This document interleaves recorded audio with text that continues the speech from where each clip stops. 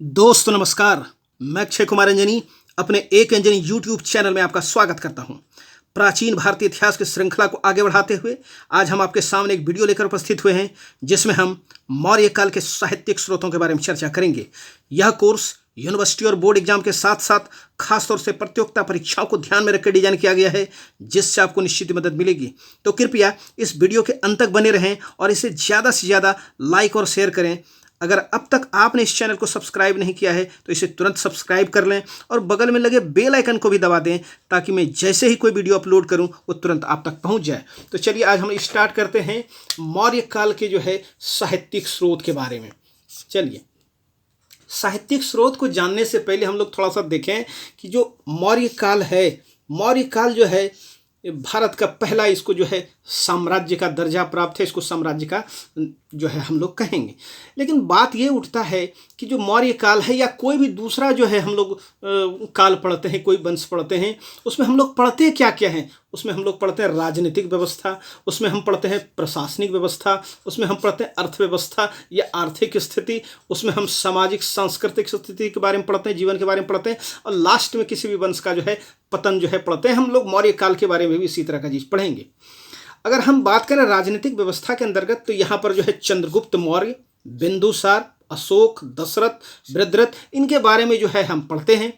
और उसके प्रशासन देखें तो प्रशासन केंद्रीय प्रशासन, प्रांतीय प्रशासन, ये केंद्रीय प्रशासन में तीर्थ, अध्यक्ष, नगर प्रशासन, सैन्य प्रशासन, न्याय प्रशासन, गुप्तचर व्यवस्था, इनके बारे में हम लोग अध्ययन करते हैं मौर्य काल के अंतर्गत। और प्रांतीय शासन व्यवस्था में क्या है कि राज्यपाल के अधीन यही व्यवस्था वहाँ पर भी लागू की गई है। तो सवाल ये उठता है कि हम अगर इसके बारे में पढ़ रहे हैं, राजनीतिक व्यवस्था के बारे में पढ़ रहे हैं या प्रशासनिक व्यवस्था के बारे में पढ़ रहे हैं या जो कोई भी, तो हमको इनके बारे में जो जानकारी दी जा रही है वो पता हमको कहाँ से चलता है?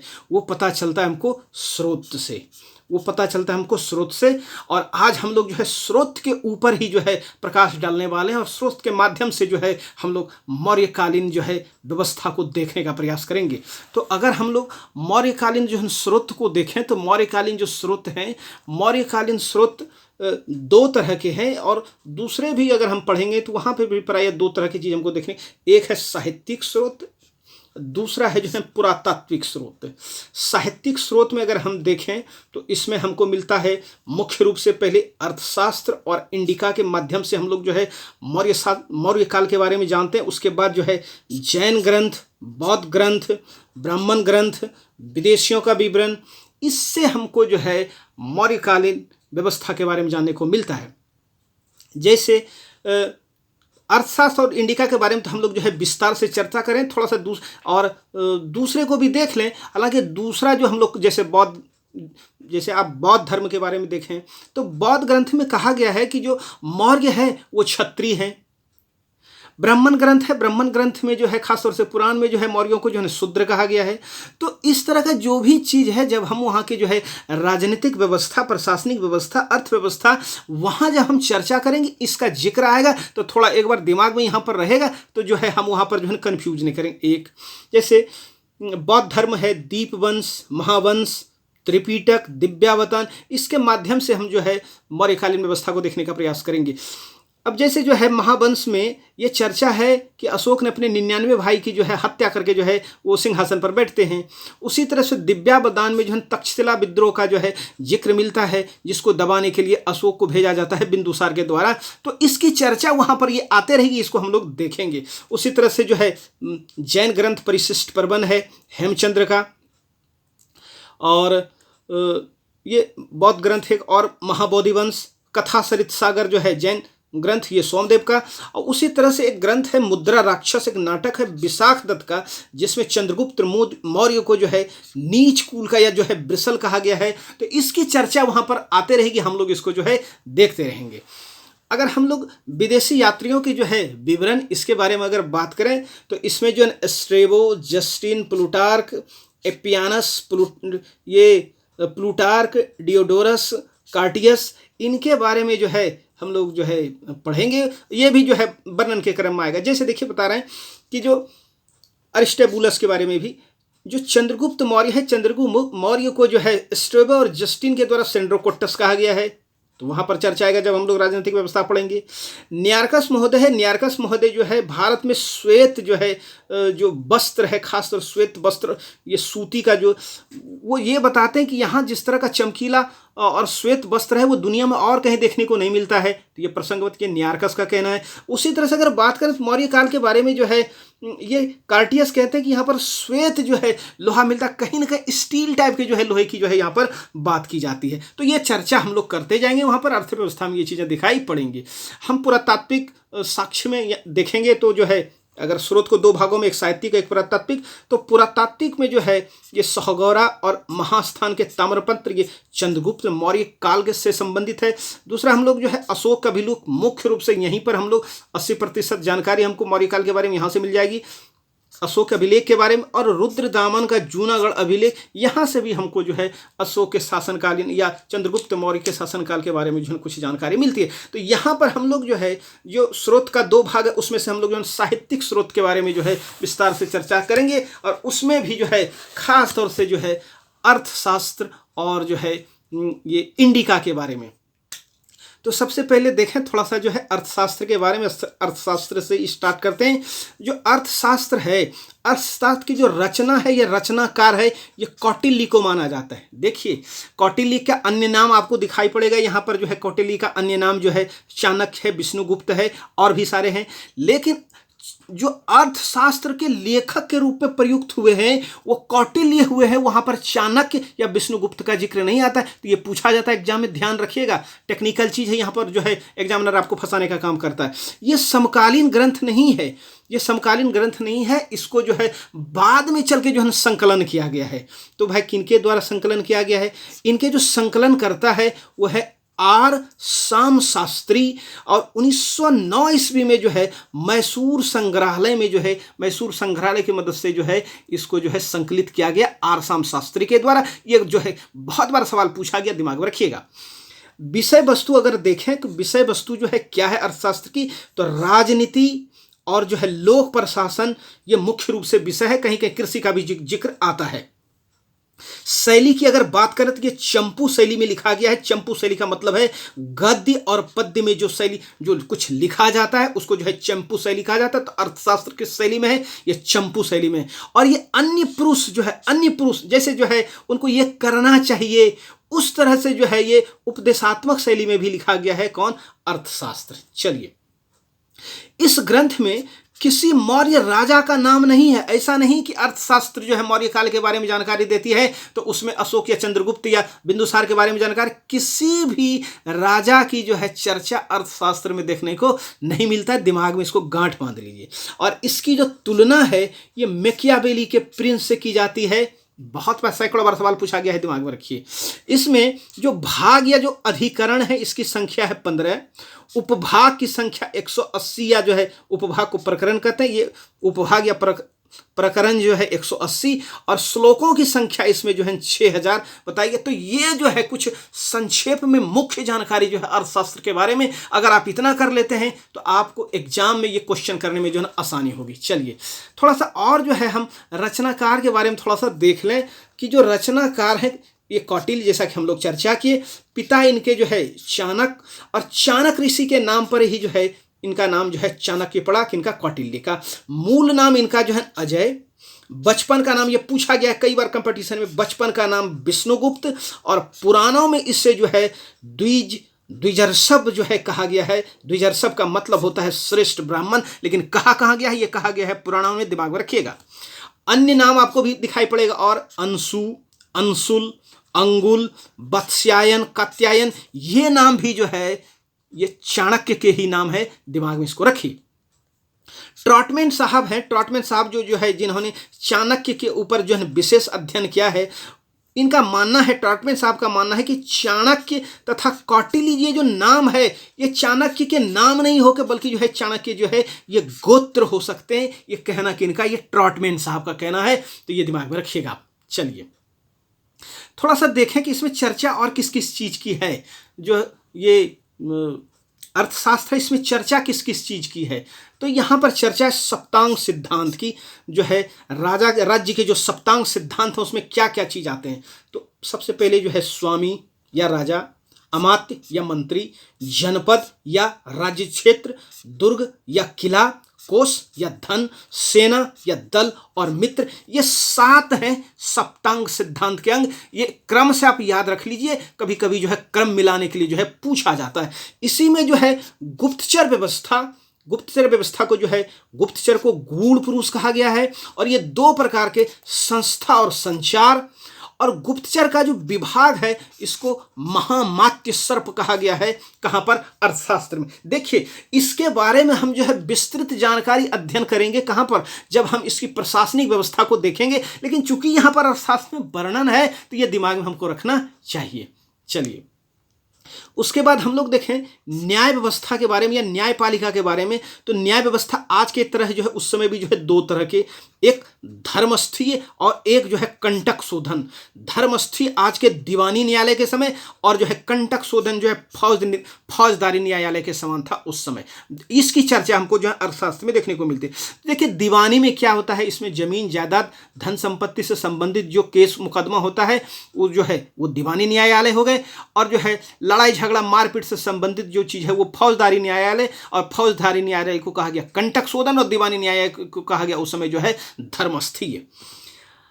राज व्यवस्था की चर्चा है यहां पर, कर व्यवस्था की भी चर्चा है। और जो है कौटिल्य बताते हैं कि यहां पर जो है कर 1/6 भाग लिया जाता था। राजमार्गों की चर्चा है, उत्तरापथ और दक्षिणापथ दोनों की। और यह भी इसमें जो है तुलना भी किया गया है कि जो उत्तरापथ की तुलना में दक्षिणापथ जो है ज़्यादा सुरक्षित और ज़्यादा लाभदायक। यहाँ जो है दक्षिणापथ में मुक्ता, मणि, हीरा, शंख आदि जो है यहाँ पर जो है पाए जाते थे।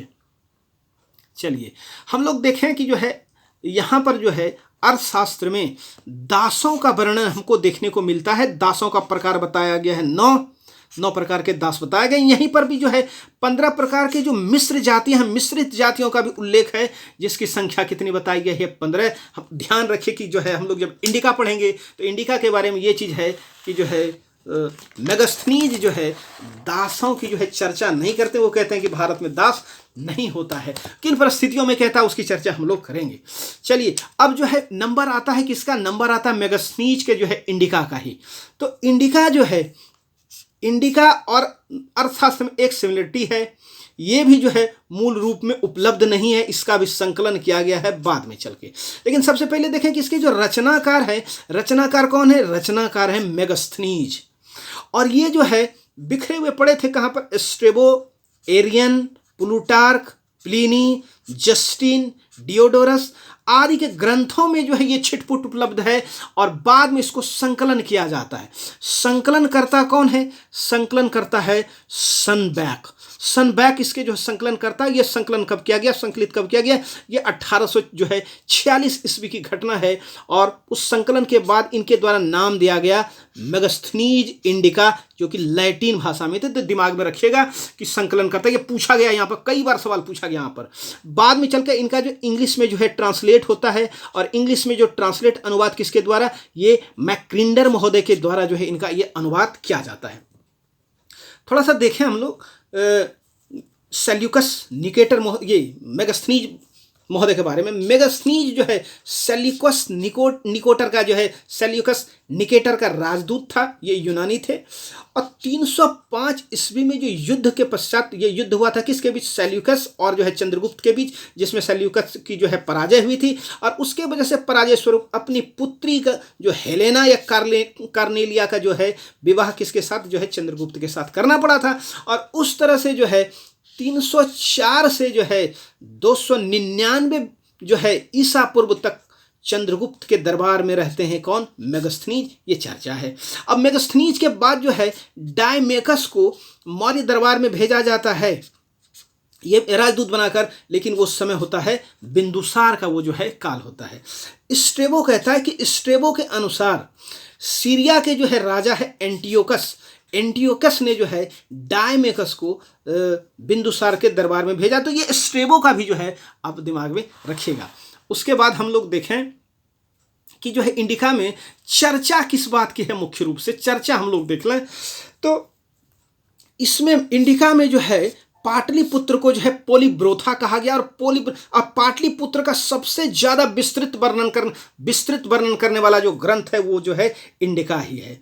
इसमें कहा गया कि गंगा एवं सोन के जो है तट पर संगम पर जो है ये अवस्थित है, कौन, पाटलिपुत्र, और ये एक समृद्धशाली नगर है, कहना है मेगास्थनीज का। ये गंगा, ये सोन, इनके संगम पर जो है पाटलिपुत्र। और ये भी कहा गया है कि पूर्वी मेगास्थनीज के द्वारा कि पूर्वी भारत का सबसे बड़ा नगर है। थोड़ा सा देख लें यहाँ पर कि यहाँ पर जो ये चीज आपको दिखाते हैं कि जो राजप्रसाद है, राजप्रसाद जो है ये 80 स्टेडिया लंबा, और जो है ये जो नगर जो है ये 80 स्टेडिया यानी कि 16 किलोमीटर लंबा और 15 स्टेडिया यानी कि 3 किलोमीटर जो है ये चौड़ा था। ये नगर 1 किलोमीटर बराबर 5 स्टेडिया। तो अगर आप भाग लगा के देखेंगे तो इस तरह का चीज आएगा। और नगर के बाद जस्ट जो है ये खाई बनी हुई थी, ये 185 मीटर जो है ये चौड़ी थी खाई, और 3 जो है क्यूबिक जो है ये गहरी थी, या ये 30 क्यूबिक गहरी थी, या 30 हाथ इसको गहरा जो है आप कह सकते हैं। उसके बाद जो है ये जो है 4 दीवारी बनी थी। तो सबसे पहले ये नगर, उसके बाद ये खाई, उसके बाद जो है ये 4 दीवारी, और इस तरह से ये काफी जो है सुरक्षित नगर था उस समय के हिसाब से। चलिए थोड़ा सा हम लोग देखें आगे कि जो 4 दीवारी है, 4 दीवारी में कुल 64 दरवाजे या तोरण थे। दीवार के ऊपर कुल जो है 570 बुर्ज या खिड़कियां थी, शायद जिसके ऊपर जो है सैनिक जो है पहरा देते होंगे, रखवाली करते, पहरेदारी करते होंगे। राजप्रसाद कुम्हरार में, और 4 दीवारी के अवशेष जो है बुलंदी बाग में मिला है। यहां से क्वेश्चन जो है ये सैकड़ों बार पूछा गया है। राजमहल सूसा और एकबतना के जो है जो महल है जो ईरान में पड़ता है उससे भी ज्यादा खूबसूरत थे। ये कहना था किसका? ये कहना था जो है मेगास्थनीज का।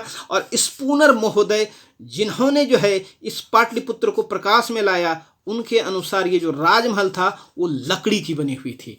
चलिए और कुछ जानकारी इसमें देखें हम लोग।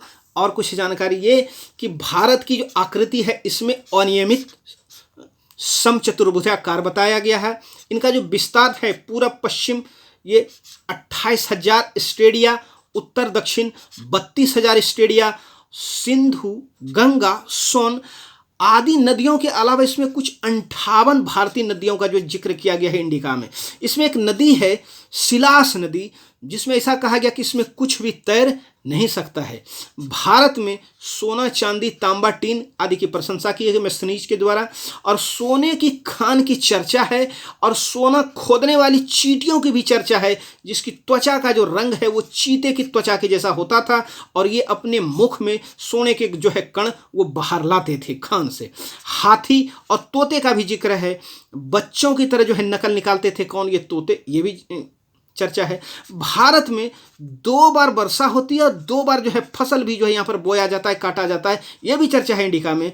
उत्तरापथ मार्ग की चर्चा है जो सिंधु से पाटलिपुत्र तक जाता है। चंद्रगुप्त मौर्य महिला अंगरक्षकों से घिरे रहते हैं, यह भी चर्चा है। स्ट्रेबो ने भी जो है यही बात कही है। चलिए उसके बाद जो है हम लोग देखें राजस्व व्यवस्था। इंडिका के अनुसार 1/4 भाग यानी 25% जो टैक्स लिया जाता था कर, जबकि चाणक्य महोदय कहते हैं कि नहीं 1/6 भाग जो है कर था। इंडिका के अनुसार 1/4 भाग। इसमें जिला का जो अधिकारी है उसको एग्रोनोमोई कहा गया। एग्रोनोमोई जिले के अधिकारी जो राजस्व जो है संग्रह करने का काम करता था, और नगर के अधिकारी को एस्टिनोमोई कहा गया। एस्टिनोमोई नगर के अधिकारी और एग्रोनोमोई जो है जिला के अधिकारी को कहा गया है। कुछ थोड़ा सा और जल्दी से हम लोग कर रहे हैं। चलिए क्या है कि इसमें चर्चा है नगर प्रशासन की। इंडिका में नगर प्रशासन की चर्चा है। कहा गया कि नगर का जो प्रशासन है ये 6 समितियों के द्वारा जो है ये चलाया जाता है, और एक समिति में सदस्यों की संख्या कितनी है? 5, और 6 समिति होगी कितने? तो 6 × 5 = 30। तो कुल मिलाकर 30 सदस्य जो 6 समितियों के माध्यम से शासन चलाया जाता है। ये कौन कौन समिति? उद्योग समिति, विदेश से संबंधित समिति, विदेशों से संबंधित समिति, जनगणना समिति, व्यापार समिति, बाजार समिति और कर समिति। सैन्य समिति जो है ये भी 6, एक समिति में यहां भी 5 सदस्य, कुल जो है यहां पर भी जो है 30। कौन कौन से हैं? ये हैं जल सेना, यातायात, पैदल सेना, अश्व सेना या घोड़ा सेना, गज सेना या हाथी सेना, रथ सेना, ये जो है 6 भाग इसका भी। चलिए, कुछ विवादास्पद बातें कही गई हैं इंडिका में और यहाँ से लगातार जो है सवाल पूछे जाते हैं। जैसे विवादास्पद बातें क्या क्या हैं? इनका कहना है, मेगास्थनीज साहब का कहना है कि यहाँ पर दास प्रथा का अभाव है, जबकि मनुस्मृति में 15 प्रकार के दास, त्रिपिटक में 3 प्रकार के दास और कौटिल्य के जो है अर्थशास्त्र में 9 प्रकार के जो है दास का वर्णन हमको देखने को मिलता है। शायद जो है वो ऐसा इसलिए कहते हैं क्योंकि यूनान में जिस तरह का दास था उससे बहुत ज़्यादा बेहतर स्थिति यहाँ थी। यूनान में तो जो है जंजीरों तक में जो है जकड़ के रखा जाता था और काम कराने के बाद उसको फिर से अंदर कमरे उमरे में बंद कर दिया जाता, जबकि भारत में इस तरह की जो है कोई बात नहीं थी। शायद इसी वजह से भारतीय जो समाज है ये 7 जातियों में विभक्त है। ये भी कहना कि इनका, ये भी मेगास्थनीज साहब का कहना है। ये कौन कौन से?